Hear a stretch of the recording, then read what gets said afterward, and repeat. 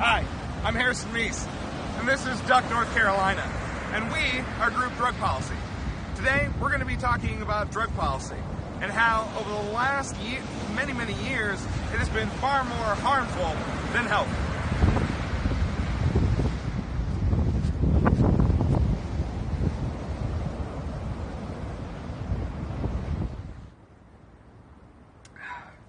Now, the first thing to understand about drug policy is addiction, and how in the 21st century our understanding of addiction hasn't kept up with science.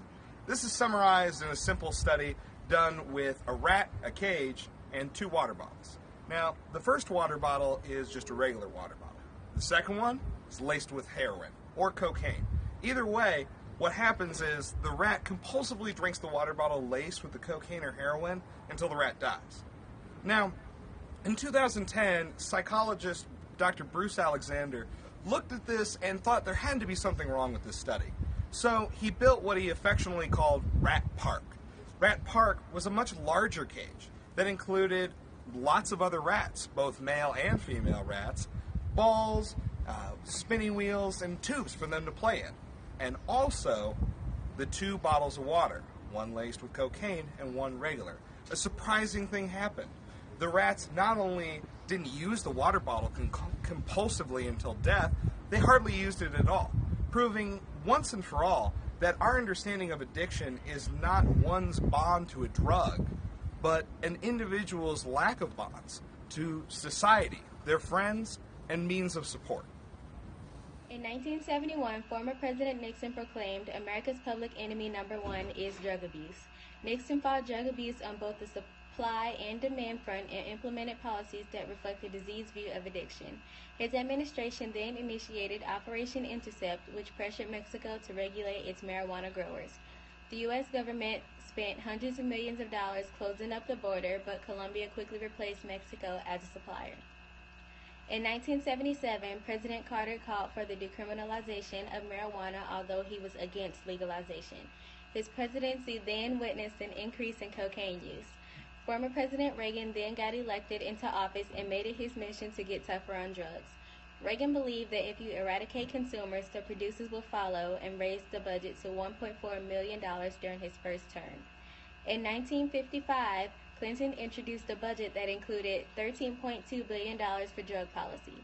$7.8 billion was spent on the supply-sided efforts, while only $5.4 billion was spent on education, prevention, and rehabilitation. With all this spending on the war on drugs, it's unending and resulting in mass incarceration for drug-related crimes, political corruption, and also violence, negatively affecting the lives and human rights of most people. We will be looking at the key strategies behind the war on drugs. No drugs equals no problem. Our plan is to demonstrate how this ignores a basic market principle, supply and demand. If we reduce the supply without first reducing the demand, the price goes up. But that doesn't matter. The drug market is not price sensitive because drugs will be bought and consumed no matter what the cost. According to the Drug Policy Alliance, this singular focus on supply reduction has failed to control organized crime, syndicates, and quell drug trade-related violence. So, no matter how many suppliers get caught and shut down, there's always going to be another to replace them. The Reagan and Nixon Administration Act on the War on Drug Policy has been proven to be a complete shipwreck. The American taxpayers have paid over $1 trillion to stop the war on drugs.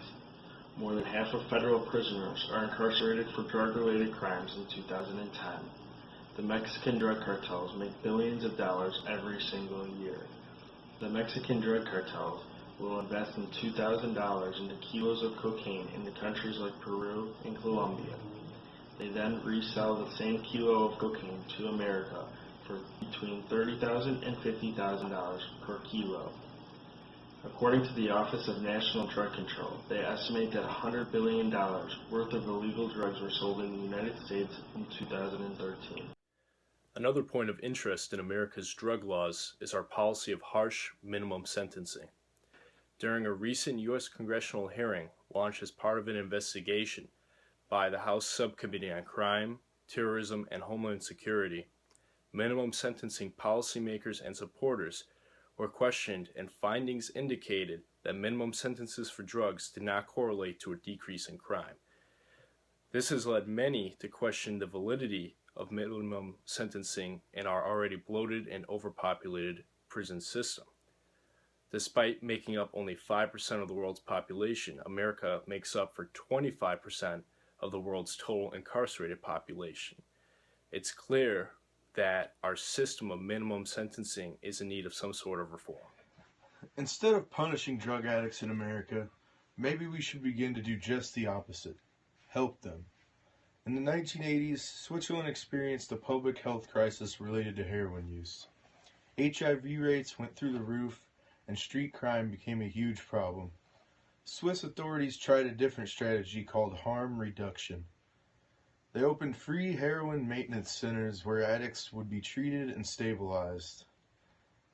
Here, people would be given free heroin of high quality, clean needles, and access to safe injection rooms. They were also given clean showers, beds, and medical supervision. Social workers helped them find housing and get jobs and deal with problems in their lives. The results were a drastic drop in drug-related crime, and 2/3 of the people in the centers got regular jobs because now they could focus on making their lives better instead of financing their addiction. Today, over 70% of all heroin addicts in Switzerland receive treatment.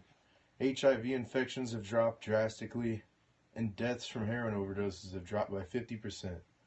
Drug-related street sex, work, and crime have been reduced enormously.